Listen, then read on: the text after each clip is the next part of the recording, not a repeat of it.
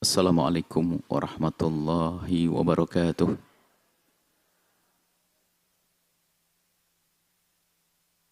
Alhamdulillah, nahmaduhu subhanahu wa ta'ala hamdan yuwafi ni'amahu wa yukafi'u mazidah. Ya Rabbana lakal hamdu kama yanbaghi li jalali wajhika wa 'azimi sultanik. Subhanaka la nuhsi thana'an 'alaika anta kama athnayta 'ala nafsik. Falakal hamdu wa lakal syukru 'ala dhalika. Allahumma salli wa sallim ala habibina sayyidina Muhammad wa ala alihi wa ashabihi wa tabi'ina lahum bi ihsanin ila yaumiddin. Allahumma ya Rabbana a'inna ala ta'atik, a'inna ala tarki maksiatik, a'inna ala dzikrik wa syukrik wa husni ibadatik. Na'udzu bika ya Rabbana min fi'lil munkarati wal bid'i wa inna ya rabbana ala ihya'i sunnati habibika sayyidina Muhammad wa amitna 'alaiha wa khsurna ya rabbana ma'a zumrati habibika sayyidina Muhammad. Allahumma ya rabbana arzuqna tabata qabla al-maut wasyahadata 'inda al-maut wal jannata ba'da al-maut. Amma ba'd. Yang sangat kami cintai, kami muliakan para perindu ridha Allah, para pecinta baginda Nabi sallallahu alaihi wasallam. Kita di majelis hadis dengan kitab Targhib dan Tarhibnya Imam Ibnu Hajar Al-Asqalani. Dan sebelum kita baca kitab hadis tersebut, ada muqaddimah aqidiyah tentang akidah, yaitu dengan membaca kitab Akidah 50. Harapan kami ini akan menjadi buku wajib setiap keluarga. Karena di sini adalah hal yang paling pertama dan utama harus diketahui bagi orang yang ingin kenal Allah atau bagi orang yang beriman. Dan pada saat ini kita sudah masuk muqaddimah tentang sifat Allah yang keempat, yaitu al-mukhalafatu lil hawatithi. Makna dari al-mukhalafatu lil hawadithi adalah kita harus meyakini, wajib kita meyakini bahwa Allah itu berbeda dengan makhluknya. Untuk mengetahui perbedaan yang sesungguhnya, kita perlu melihat dari sisi makhluk. Adapun sisi zat Allah, tidak ada yang tahu zat Allah kecuali Allah. Dan kita mengetahui Allah dengan mengetahui sifat-sifatnya. Sehingga untuk memahamkan kepada diri dan orang lain tentang hakikat bahwa Allah itu berbeda dengan makhluknya, laisa kamitslihi syai'un, maka para ulama kita itu menjelentrehkan tentang makhluk ciptaan Allah. Pertama kita mulai dari tiada menjadi ada, itu makhluk. Jadi semula makhluk ini tidak ada.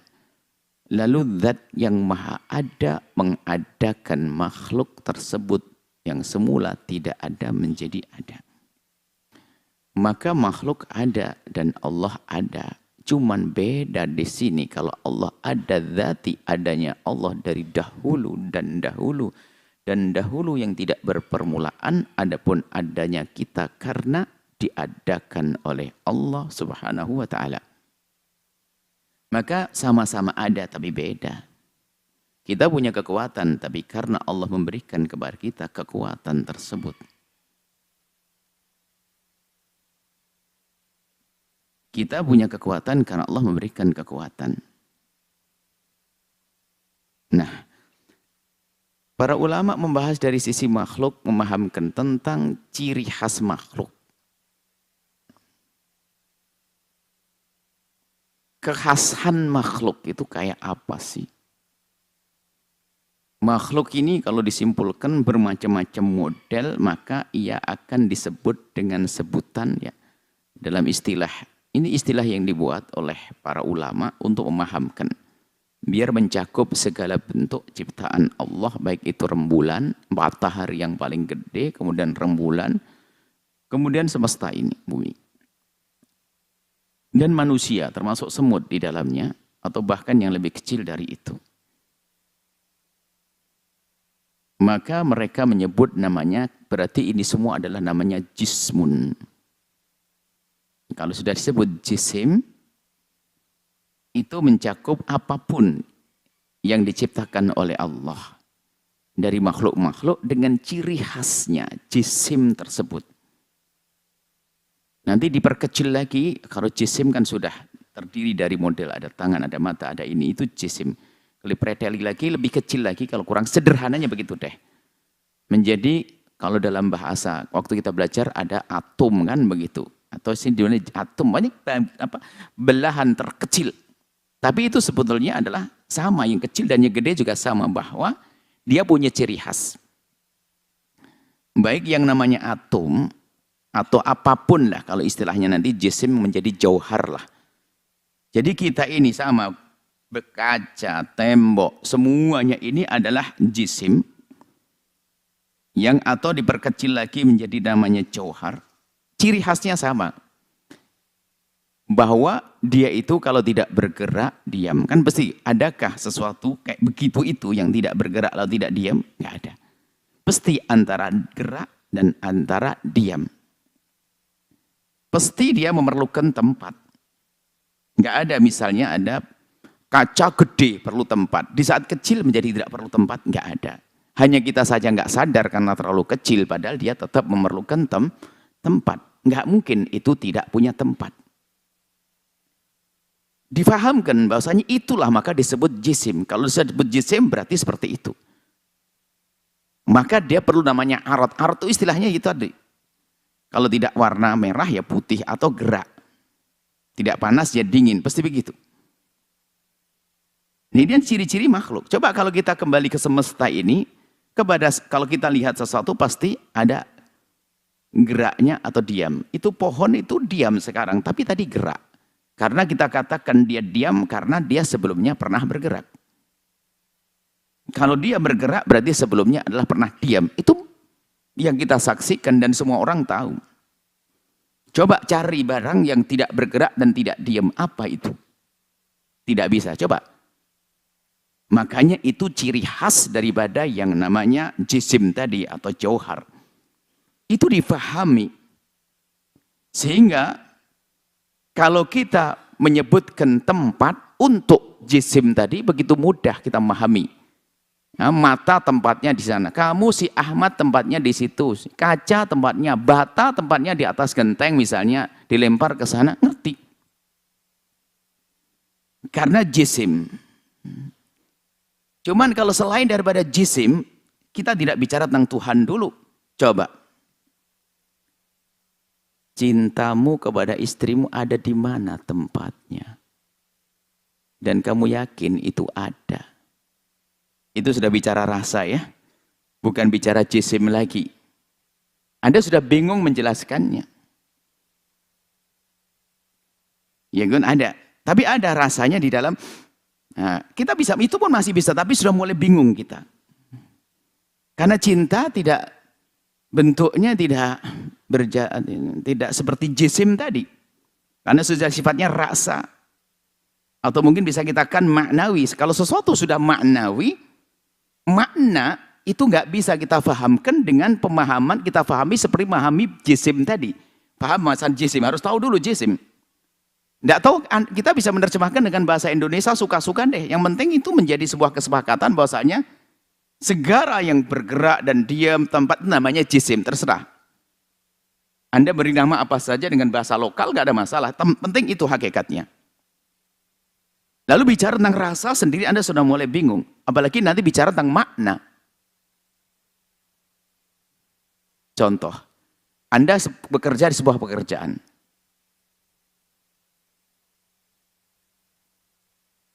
Ada seorang, tiba-tiba Anda berkata, Anda lagi duduk di kursi, ada orang datang. Lalu Anda berkata, oh, dia atasan saya. Apakah lalu teman Anda berkata, di mana? Begitu. Karena Anda sudah tidak bicara tentang jisim lagi. Tapi Anda bicara tentang makna, yaitu tahta pangkat. Jadi saya bicara makna, sudah nggak bisa lagi. Bukan di atas, bukan di bawah. Paham Anda? Mulai harus ngerti ini. Karena Anda tahu yang disebut tadi adalah tentang derajat, pangkat. Makanya Anda berkata itu atasan saya. Atau itu bawahan saya. Berarti kalau sudah makna saja gitu. Makna tidak perlu tempat. Kalau sudah bicara makna bukan tempat. Maka keluar dari pembicaraan tentang tempat. Coba. Dia atasan saya. Langsung, oh atasanmu ya. Langsung lihat di atasnya. Anda ini orang hidup di negeri mana ini? Kok tidak paham makna atasan? Coba sederhananya seperti itu. Jadi atasan. Ini sudah mulai makna nggak ketemu. Kalau sudah mulai makna nggak bisa. Karena makna tidak perlu tempat tadi. Makna. Aku tuh padahal hidup serumah. Tapi jauh dengan dia itu. Maksudnya apa? Jarang ngomong. Jauh. Jauh rasa. Makna. Bukan berarti, oh berapa kilo? Wah Anda sakit. Anda sudah bicara tentang makna. Maka kalau bicara makna lalu Anda tanya tempatnya di mana? Wong makna kok Anda bicara tempat? Anda ini salah. Maka kalau ada orang berkata bahwasanya dia adalah atasanku, Anda jangan mencari tempat. Kalau Anda mencari tempat, Anda salah. Karena makna tidak perlu tempat. Yang perlu tempat jisim tadi. Anda sudah ngerti makna tidak perlu tempat. Oke. Dari sinilah kita memahami perlahan demi perlahan. Kemudian oke, terus langsung kepada yang menciptakan makna dan yang menciptakan jisim tadi. Allah. Apa yang Anda ketahui tentang zat Allah? Apakah Anda mengatakan Allah jisim? Duh, kalau Anda mengatakan Allah jisim berarti makhluk dong dia. Berarti Allah bukan jisim dong. Ya kan? Makna saja Anda sudah tidak bisa memahami kalau makna harus ditempatkan di sebuah tempat kok. Maka Allah bukanlah jisim. Nah, kemudian ini zat Allah. Anda tidak tahu zat Allah, tapi Allah tuh ada yang menciptakan jisim semuanya Allah dan Allah bukan jisim. Allah bukan jisim. Maka Anda fahami makna ini. Allah bukan jisim. Yakin Allah bukan jisim. Kalau Anda mengatakan Allah itu jisim, itu berarti Anda menyamakan dengan makhluknya. Berarti Allah kalau jisim, Allah sama dengan semut. Allah sama dengan manusia. Karena jisim. Jadi dari segi kejisimannya. Maka Anda belum memahami makna laisa kamitslihi syai'un. Karena Anda mengatakan Allah jisim. Karena Anda paham jisim adalah sesuatu yang itu tadi. Yang dia pasti perlu tempat, perlu ini. Kalau Anda katakan jisim, berarti dia bukan Tuhan dong, diciptakan. Dia perlu tempat, ada yang menempatkan, ada menyiapkan tempat. Dia perlu hajat dengan yang lainnya karena perlu tempat. Saya JC, maka saya perlu tempat. Saya tidak punya pijakan kaki, nggak bisa, harus saya punya pijakan kaki, duduk di kursi, saya perlu tempat. Baik, jisim, makna pun Anda tidak bisa. Kalau jisim Anda baru paham kalau dia punya tempat. Sekecil apapun perlu tempat. Sudah ke makna Anda tidak bisa paham kalau makna, karena makna tidak perlu tempat. Baik, tentang zat Allah Jalla Jalaluh, Anda tidak mengatakan itu adalah jisim. Kalau itu tidak disebut sebagai jisim, maka ketahuilah hai hamba Allah, kapan Anda mendengar omongan orang tentang makna saja Anda nggak bisa menyatakan tempat. Apalagi ini firman Allah atau hadis Nabi yang menyebutkan tentang zat Allah dihubungkan dengan sesuatu yang seolah-olah itu membutuhkan tempat, maka pasti bukan itu mengatakan, bukan menunjukkan Allah punya tempat. Harus paham itu. Misalnya fis sama sekalipun, alal arsh, bukan berarti Allah bertempat di arsh. Karena Anda belum menentukan Allah itu apakah jisim atau tadi. Kalau Anda katakan jisim, Allah bukan Tuhan lagi. Maka kalau disebutkan Allah alal arsh atau fis sama misalnya, maka bukan berarti itu adalah Allah bertempat. Makna saja Anda tidak mengerti kok kalau harus memerlukan tempat. Makna tadi, Allah bukan jisim. Maka kalau bukan jisim, bagaimana kok terbayang di benak Anda Allah bertempat? Maka kapan Anda menghayalkan Allah bertempat, berarti Anda telah menyamakan Allah dengan jisim, Anda belum memahami sifat mukhalafah lil hawaditsi. Ini sederhananya seperti itu. Baik. Ini nanti akan berkembang, ini termasuk pembahasan akidah terpenting adalah memperdalam pemahaman tentang mukhalafah lil hawaditsi. Karena nanti disebutkan di dalam Al-Quran dan hadis Nabi tentang aidi, tangan, ain, mata, yang maknanya secara zahir seperti itu. Kemudian itu dinisbatkan kepada Allah. Dinisbatkan kepada Allah. Nah, kalau sudah dinisbatkan kepada Allah, beda. Rumusnya bukan rumus alam jisim. Kalau Anda mengenal tangan, tangan itu apa sih? Kalau Anda ingin definisikan tangan adalah ya sesuatu yang menggantung di sesuatu yang lain, kemudian dia diperbantukan untuk menyempurnakan sesuatu tersebut. Namanya tangan. Ini kan tangan. Jadi tangan tuh bagian lebih kecil ditempelkan bagian lebih gede. Karena kalimat tangan dinisbatkan kepada manusia, Anda tahu ini. Tapi kalau gelasnya belum datang sekarang, buat contoh. Disimpan, tidak pakai gelasnya, ada tangannya. Kalau disebut tangannya gelas, Anda langsung paham. Coba aja, ambil gelas. Kalau megang gelas, ambil tangannya. Pasti gini orang kan? Pasti ke sini, biarpun nggak pernah diceritai kalau di tangan. Karena di otaknya sudah terbentuk, tertanam bahwasanya yang namanya tangan adalah bagian kecil yang nempel di bagian gede, ini diperbantu untuk membantu ini. Anda pintu, kalau buka pintu pegang tangannya. Masuk, mana tangannya? Ada begitu? Itu orang gila. Jadi paham. Tapi coba, kalau model begini ini, model begini, tidak nempel di gelas. Begini dong, ada besi, ada kaca begini. Terlempar di pinggir jalan, Anda bisa mengatakan tangan? Nggak paham, ini apa sih? Jadi pemahaman Anda tentang tangan itu karena Anda tahu ini loh. Tangannya, tangannya pintu, tangannya ceret, teko, karena Anda tahu ininya. Kemudian di saat dinisbatkan tangan kepada Allah, dari mana Anda tidak tahu Allah ke Anda menentukan tangan begini? Anda menyerubahkan dengan Allah dong. Maka di saat menemukan kalimat tangan dinisbatkan kepada Allah, jangan katakan itu tangan seperti Anda pahami. Lalu bagaimana? Kita pinggirkan dari pemahaman makna zahir. Makna zahir kita tangan itu sesuatu yang kecil nempel di gede. Nggak mungkin seperti itu. Nggak mungkin tidak seperti itu, ya situ tangan. Maka di saat kita menemukan tangan dinisbatkan, disandarkan kepada Allah, kalau Anda sudah paham zat Allah, paham tentang jisim, kemudian Anda mengenali Allah, bahasanya kita tidak kenal zat Allah, maka nggak mungkin kebayang tangan seperti Anda pahami, lalu Anda tempelkan kepada Allah. Pasti Anda mengatakan nggak mungkin seperti itu. Karena yang aku pahami tangan itu seperti itu, bagian kecil nempel di zat besar. Berarti gimana Allah? Allah berarti kayak apa gitu. Jadi kayak makhluk sama. Maka para ulama mengatakan jika kita, ini rumus kita, ulama ahli sunnah wal jamaah, Asy'ariyah dengan kecerdasan mereka, memang prosesnya begitu karena memang cerdas.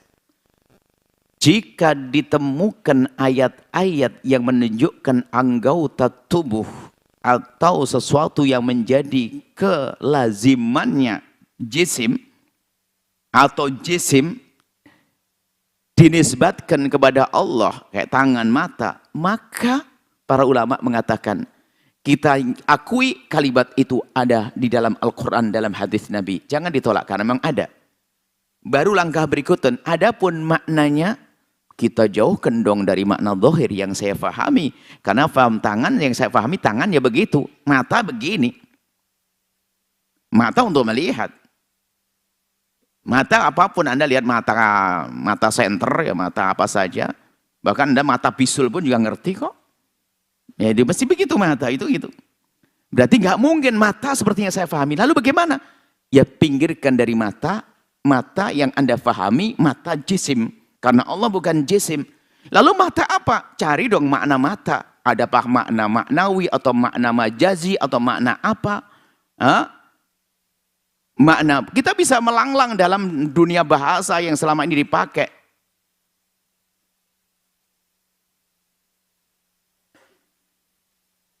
Hah? Mata. Ya, ternyata kalau kita kemudian kita cari setelah itu, marhalah yang ketiga, langkah ketiga adalah mencari makna mata. Ain dalam bahasa Arab. Ain itu ternyata dalam bahasa Arab maknanya banyak. Emas itu juga maknanya ain. Ayo.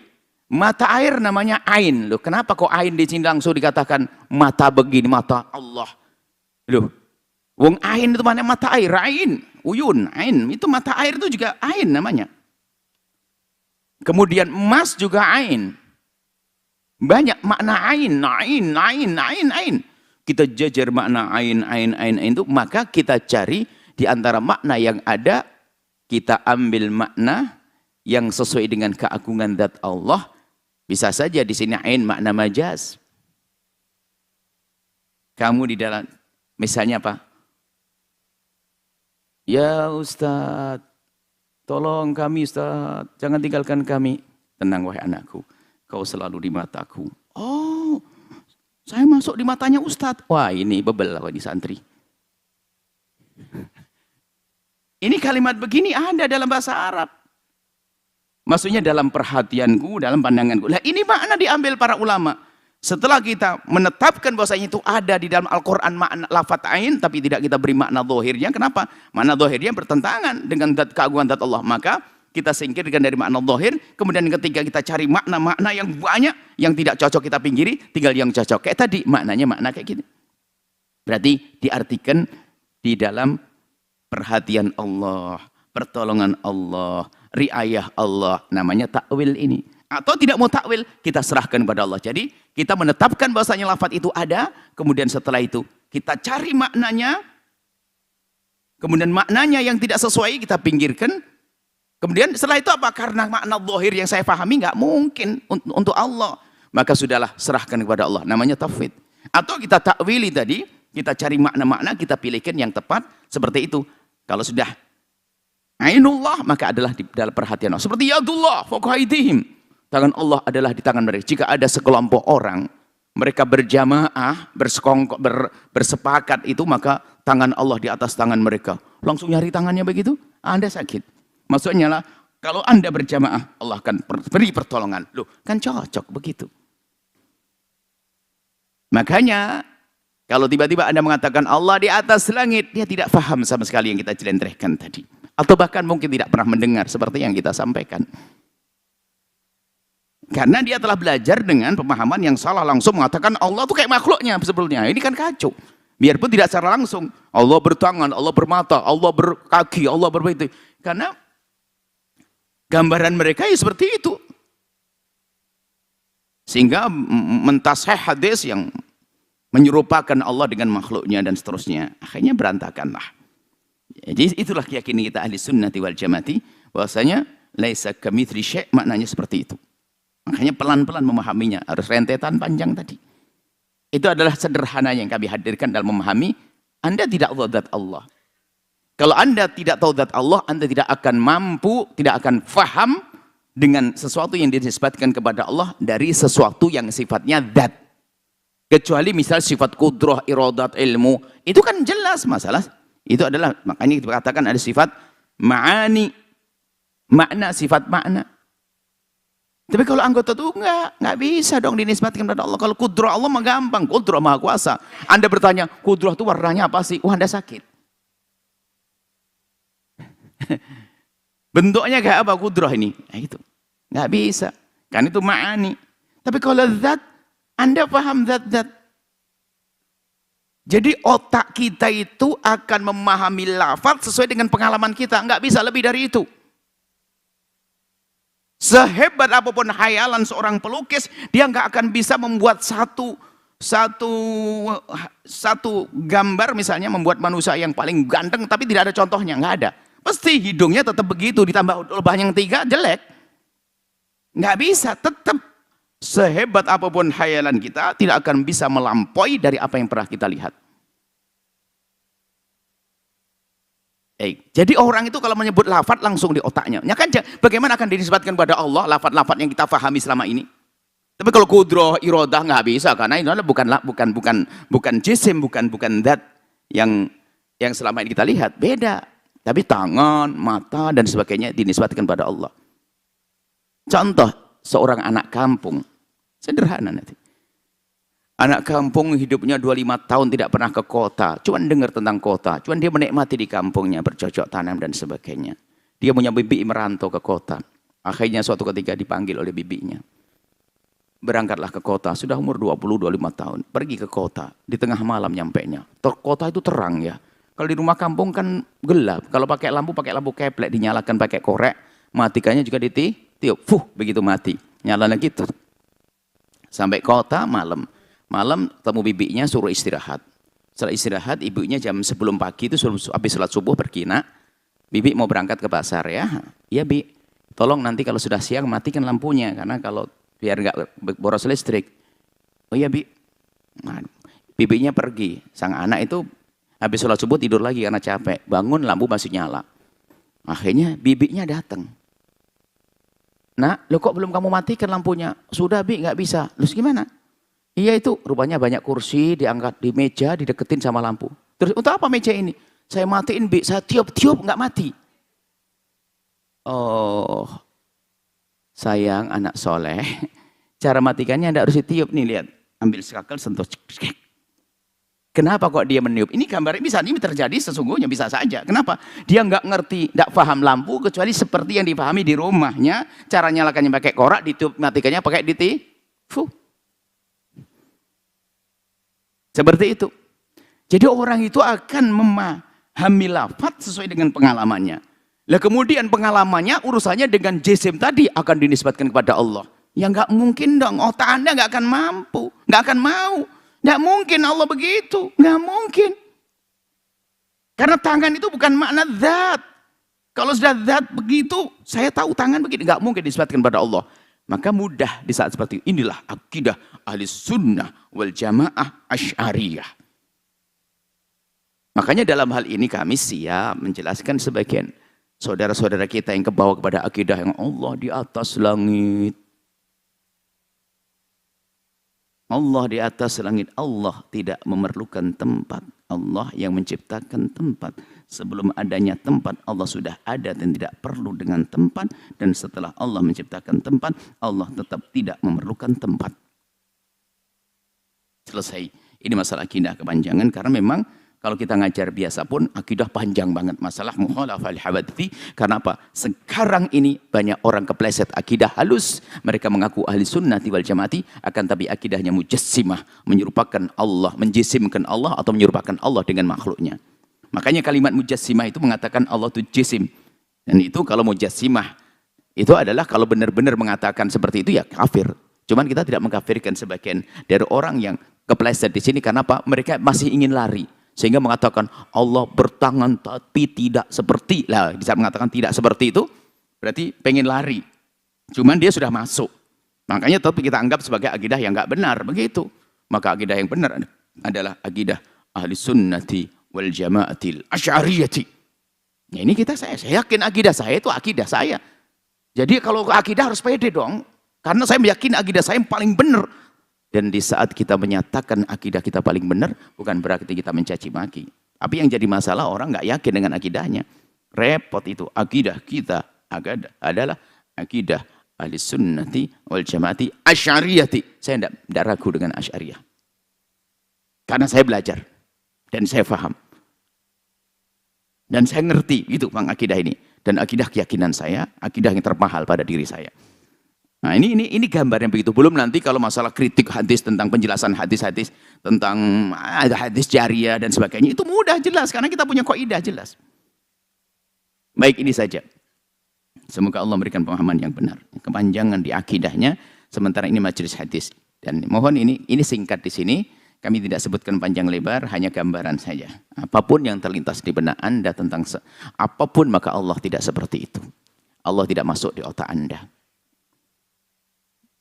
Allah tidak boleh masuk dalam khayalan Anda. Yang bisa khayalkan, khayal itu beda dalam pembahasan. Kalau orang dunia ilmu logika itu membedakan antara khayal dengan renungan, memikir.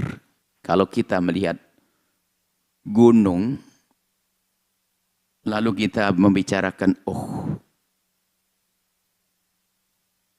bertafakur tentang penciptaannya. Allah yang menciptakan, namanya tafakur.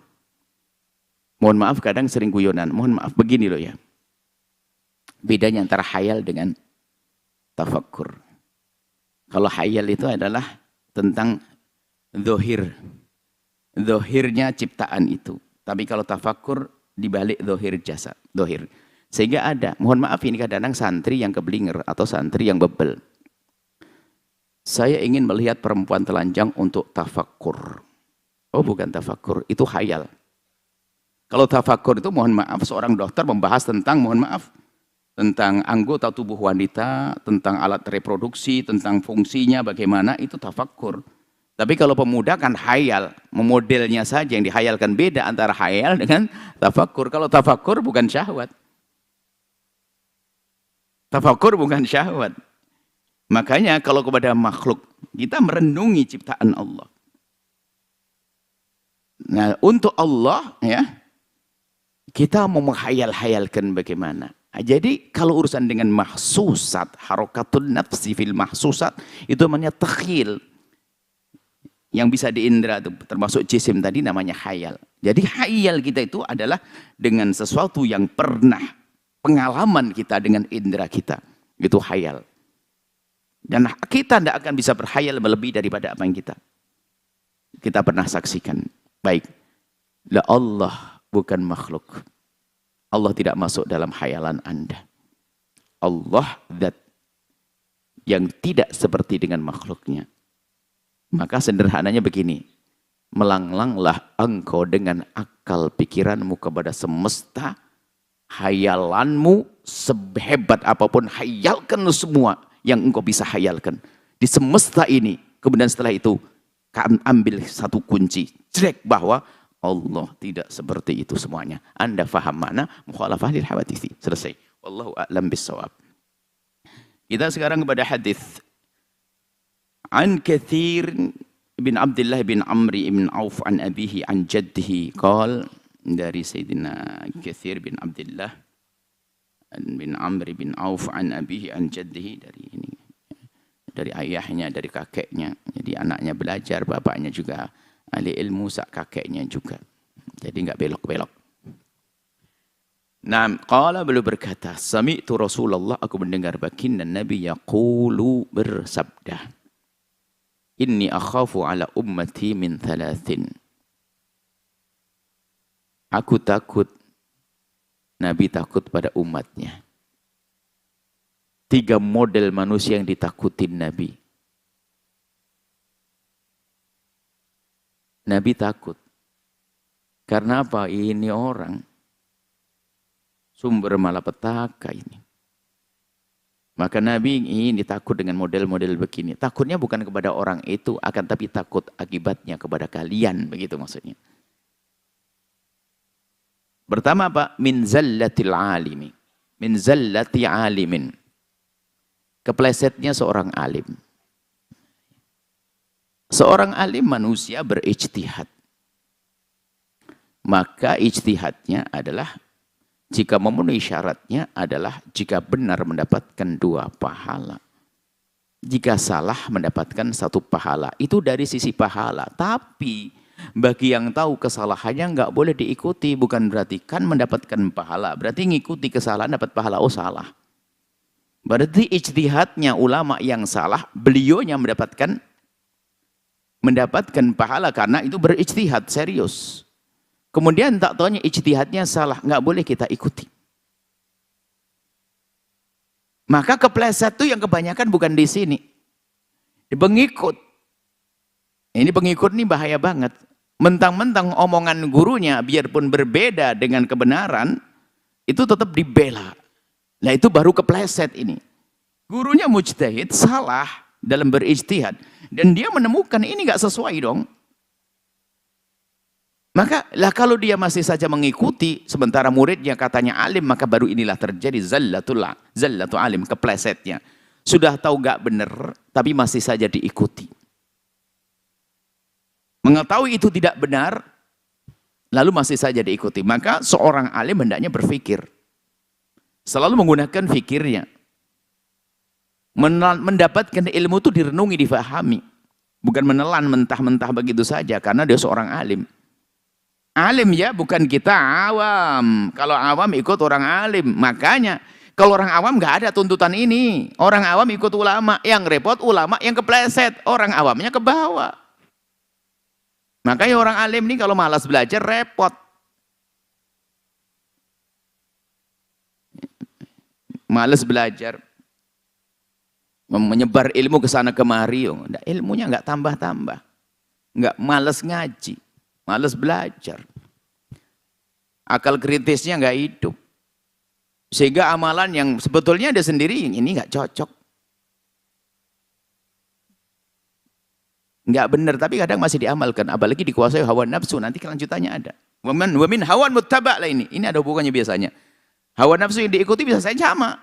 Biarpun alim dia, tahu fatwanya salah, tapi karena sudah telanjur, pernah disuarakan, dia mempertahankan kesalahannya. Repot ini.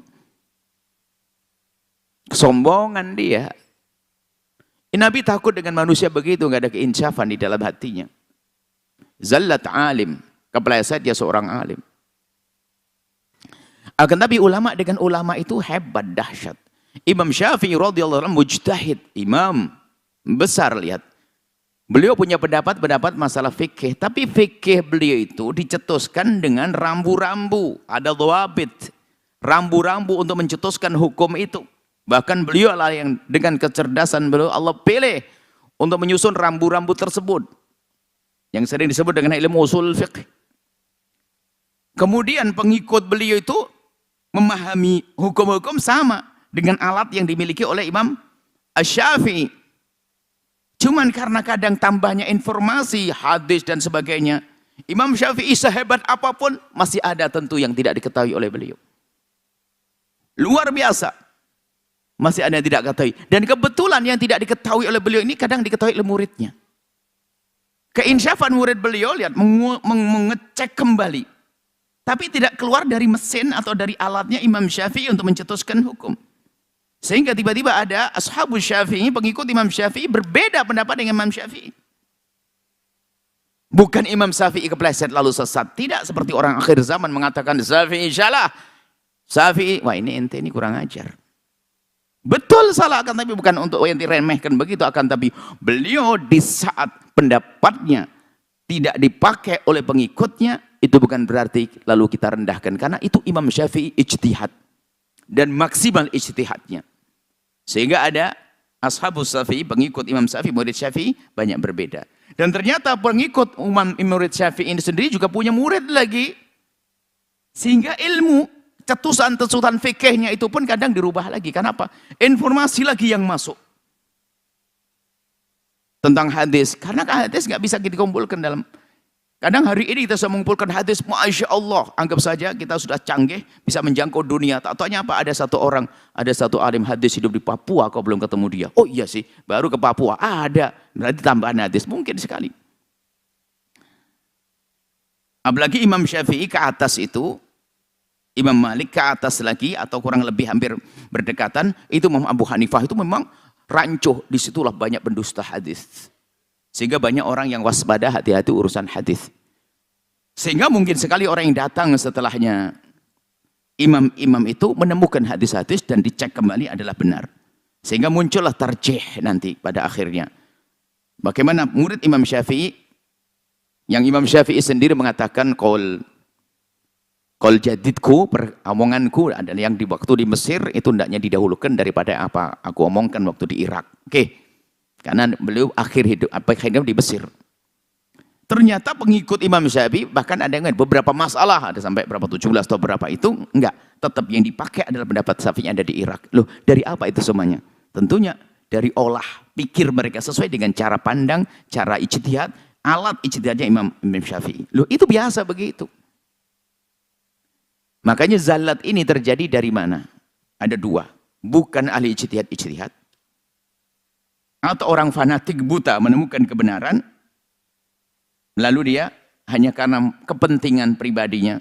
Ini kepentingan macam-macam.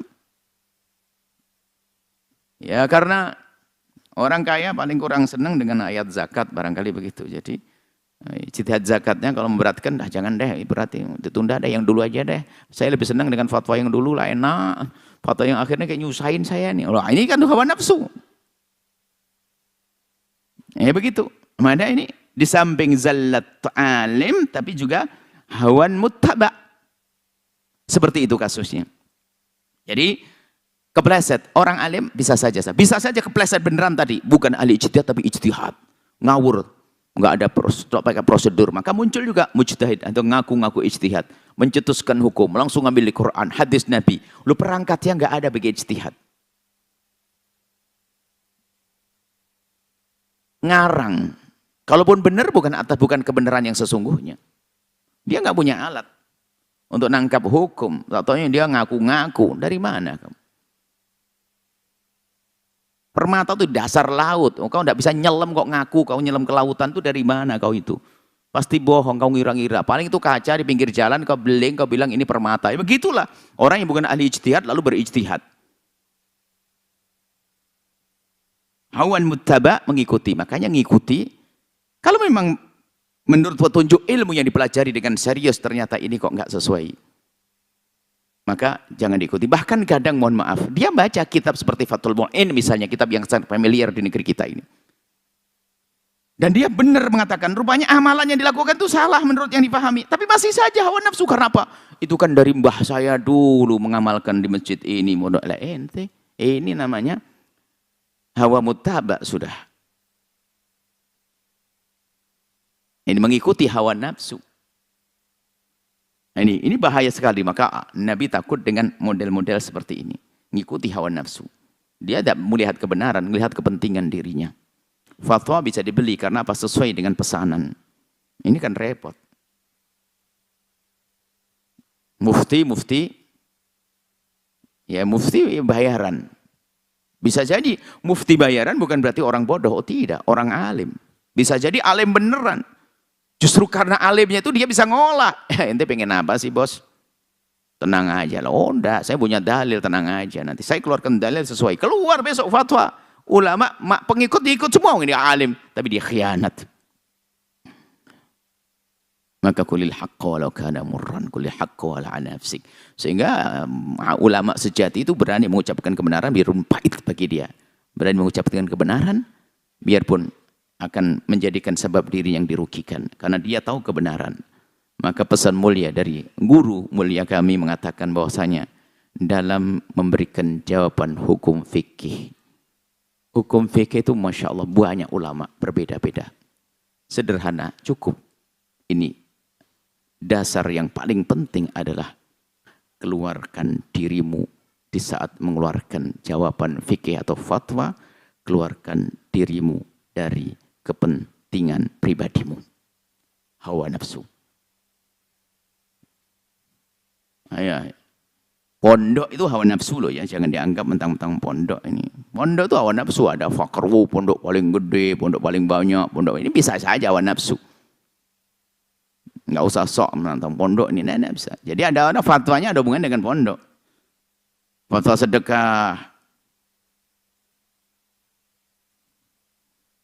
Makanya waktu kita setelah memahami bahwasanya zakat itu tolong jangan digunakan untuk membangun pondok. Itu kami hati-hati, kami tidak berani mengeluarkan biarpun itu sudah kami yakini dari dulu, nggak berani ngomong kecuali kita sudah punya pondok. Kalau kita belum ada pondok, berarti kan ada mungkin hawa nafsu karena saya nggak punya pondok, pengen bangun pondok barangkali itu apa gitu. Akan tapi misal sebuah contoh saja, fatwa. Keluarkan dirimu dari kepentingan pribadimu. Pribadi itu luas, politik, partainya, calonnya, ya tadi kepentingan bisnisnya dan sebagainya.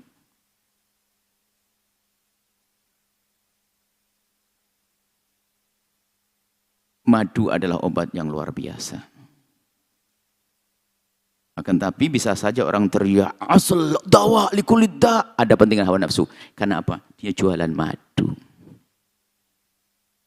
Bahkan mungkin berlebihan. Jangan pergi ke dokter dan sebagainya. Karena apa? Sudah cukup dengan obat Nabi. Madu. Kalau jualan madu biasa saja. Karena ilmu kedokteran juga itu menjalankan perintah Allah. Fas'alu ala dzikri in kuntum la ta'lamun. Kalau kamu tidak tahu, tanya ahlinya. Yang mempelajari dunia medis dengan serius ya dokter. Itu sekolahnya lama itu. Itu kalau bicara tentang kulit, ngobrak-ngabrik kulit itu. Bukan khayalan. Kalau bicara kandungan juga ngelihat bicara itu benar itu. Jadi jangan masih kecongkaan orang yang sok gaya herbal juga bahaya juga itu. Ya biasa. Jadi jangan congkak. Ini makanya ini hawa nafsu itu muncul begitu.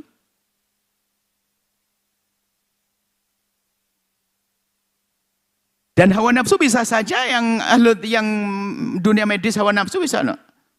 Pakai hadis was'alu ala dzikri. Dokter, jangan pakai madu. Ya kurang ajar juga. Oh, madu, Nabi minum madu kok. Biasa ya, ini itu apa? Bisa saja zaman beberapa tahun yang lalu, apa bulan yang lalu, antara yang anti corona dan yang menetapkan corona, nafsu semuanya bisa saja. Kenapa yuk? Hawa nafsu mungkin. Ada kan yang ingkar corona. Wah, mbah saya di-covidkan. Loh, kalimat di-covidkan itu indikasi di-covidkan. Berarti kan bukan covid kan? Kan begitu. Dari mana kalau Anda meyakini tidak ada covid misalnya? Anda waktu ngomong itu ikut siapa? Ikut orang ikuti hawa nafsu atau benar? Atau sebaliknya? Kalau tidak covid ternyata di-covidkan ya hawa nafsu juga. Jadi sudahlah, kalau orang bebas dari nafsu aman. Memang sakit bilang sakit. Saya seorang dokter mendiagnosa seorang pasien, selesai. Saya diagnosa dengan ilmu saya. Nah ini kan alatnya kemarin aja, ini di tempat ini COVID, di tempat lain enggak. Ya namanya alat kan bisa saja enggak anu. Tapi kan penyakit itu ada. Orang tetangga kita meninggal sampai panas nyeri. Tapi kenapa kok anti COVID misalnya? Atau yang anti kok yang COVID ya berlebihan. Sudah hawa nafsu. Pengen jualan apa namanya? Apa itu namanya? Tusuk hidung yang paling saya tidak suka itu. Gara-gara itu saya tidak mau pergi. Apa? Ya itulah. Nah, karena jualan ini langsung COVID ya. Nggak usah, biasa saja. Lepaskan. Jadi yang jujur, kalau memang ini COVID dan harus begini, selesai gitu. Tamam, dalam perpolitikan pun juga demikian. Hawa nafsu. Anda ini dukung bos Anda itu karena Allah atau karena jabatan? Karena Allah. Bener nih, saya bilang bosmu, kamu jangan dikasih jabatan. Mikir ya nggak jadi, udah hawa nafsu. Maka saya sampaikan di tahun politik ini, kami sampaikan, tim sukses, dengar kalau Anda pengen jadi tim sukses dengunya di surga. Tim sukses, dengar nih. Sanjung bosmu sesuka hatimu asalkan kau tidak bohong. Sanjung sesuka hatimu, bebas.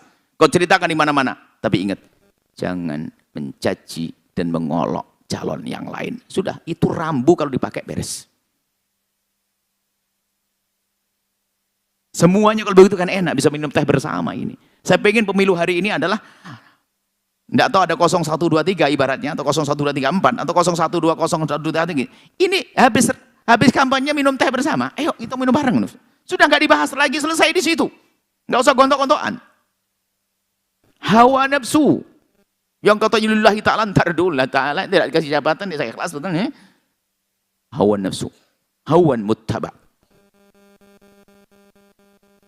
Jadi COVID hanya ada hawa nafsunya. Yang menetapkan COVID bisa saja karena hawa nafsu. Yang ingkari COVID. Pokoknya semuanya kalau berlebihan itu ketahuan semuanya. Urusan pribadi nggak usah, Anda ngapain Anda sekeras itu?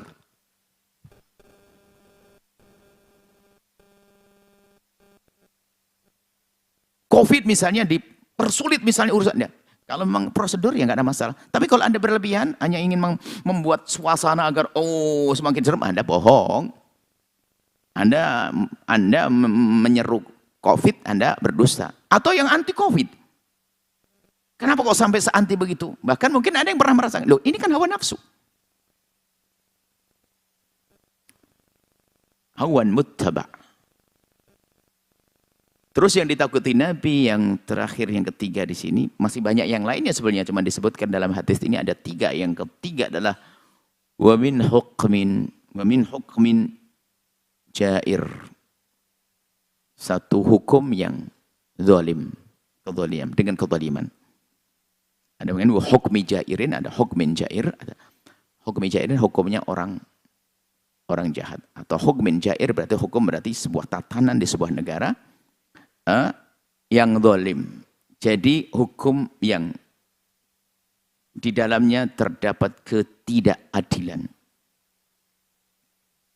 Dan itu tidak ada di dalam Islam. Dan itu harus kita yakini. Dan kita bisa menjelaskan kalau ada tuduhan terhadap Islam. Bahwasanya Islam itu adalah tidak adil, hukum Islam itu kita bisa. Makanya di saat hukum-hukum yang diterapkan tidak sesuai dengan syariat Islam, tentu banyak ketidakadilan. Kita harus berani dong, ini bukan omong kosong. Harus yakin betul. Kita bisa menjelaskan tentang masalah waris, masalah kita jelaskan.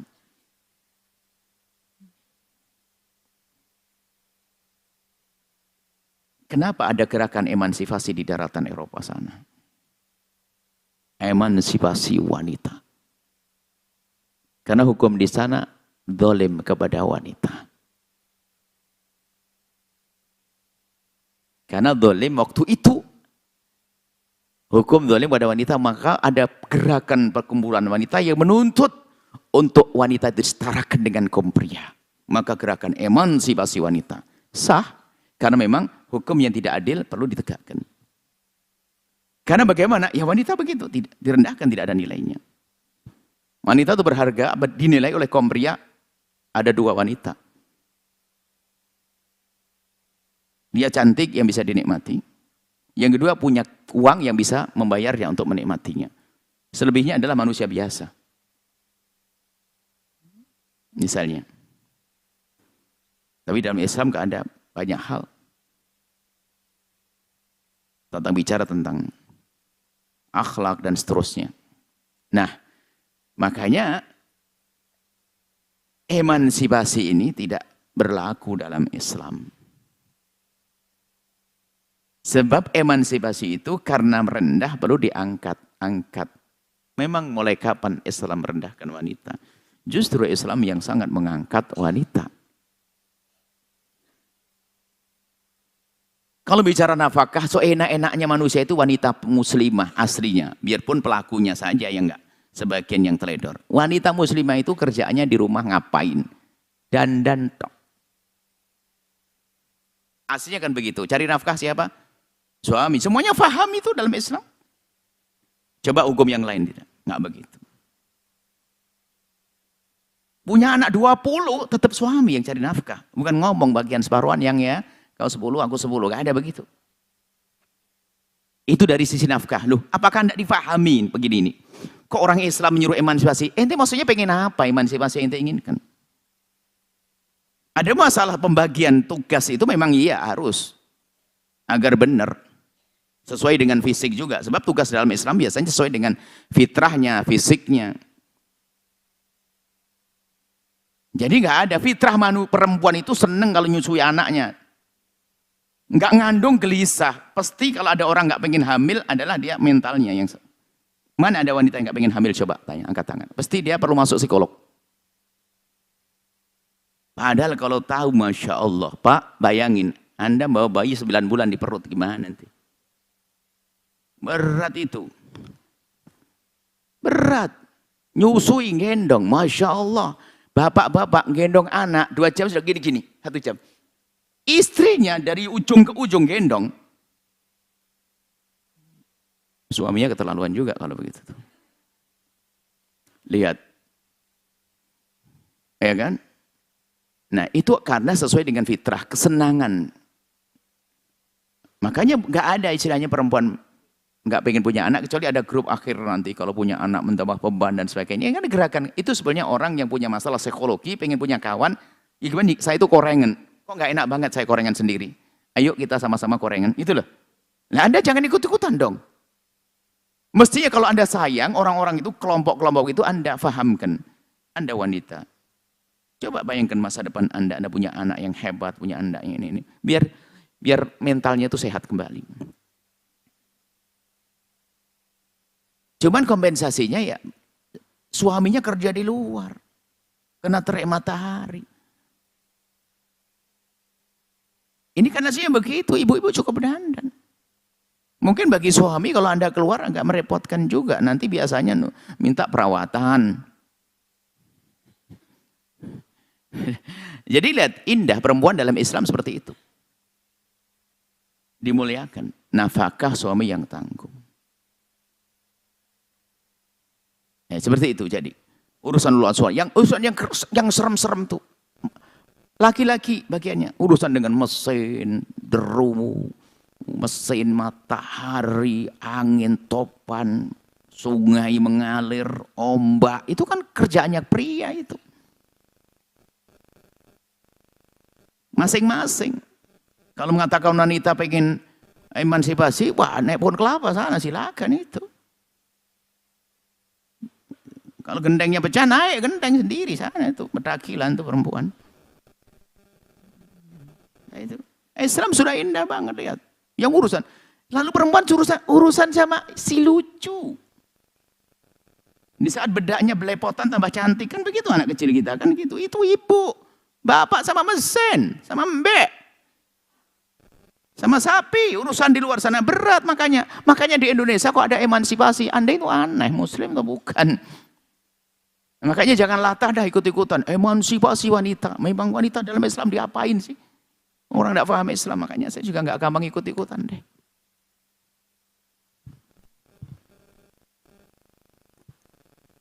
Ya, seperti itulah nih. Hukum jair, makanya kalau hukum itu tidak adil, biasanya ada tuntutan. Tapi kalau dalam Islam jelas, biasanya ketidakadilan itu karena itu tidak ada urusan dengan syariat Islam. Tadi bisa menjadi contoh saja, tuntutan emansipasi karena ketidakadilan. Perempuan kalau sudah tua, itu dianggap mulai merepotkan. Seorang anak berlomba-lomba dalam satu tatanan yang salah, saling memberikan informasi. Bro ya, ada panti jompo yang bagus nggak nih buat mama gue itu? Wah ini, pakai gue nanti bikin orang Jakarta.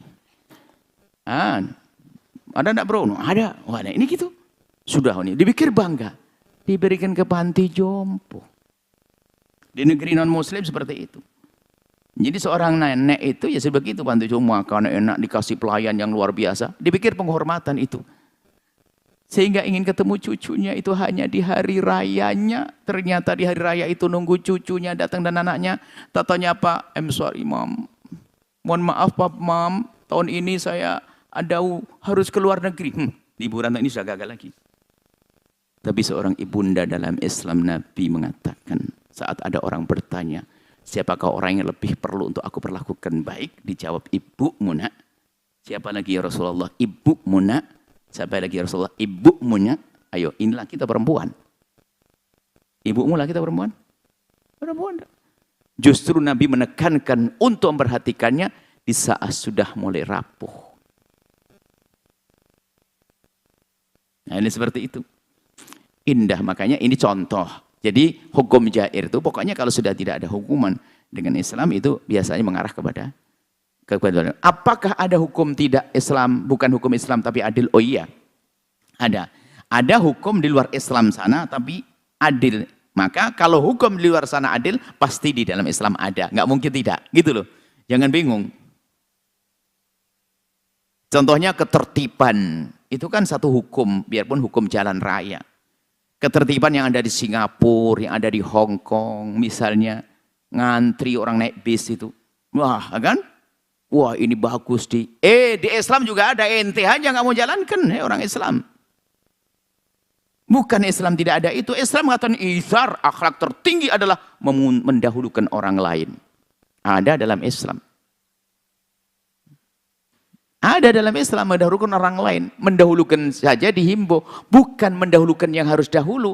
Bahkan kita perlu mengalah, melihat. Kita sudah di barisan terdepan dalam antri naik angkot. Tapi di sana seorang ibu yang ngegon anaknya kayak buru-buru, kayak gelisah. Ibu, bisa gantikan saya? Oke, Islam begitu. Permasalahan mata Islam itu kurang paham Islam, makanya kurang ngamalin Islam, jarang ngaji. Islam, makanya hukum jair, hukum jahat itu ya begitu. Karena tidak bertanda. Maka kalau ada di luar Islam sana, ada satu hukum yang dirasakan adil, pasti itu ada dalam Islam. Nggak mungkin tidak. Bisa dibuktikan apa saja. Apa saja, lihat. Seperti itu.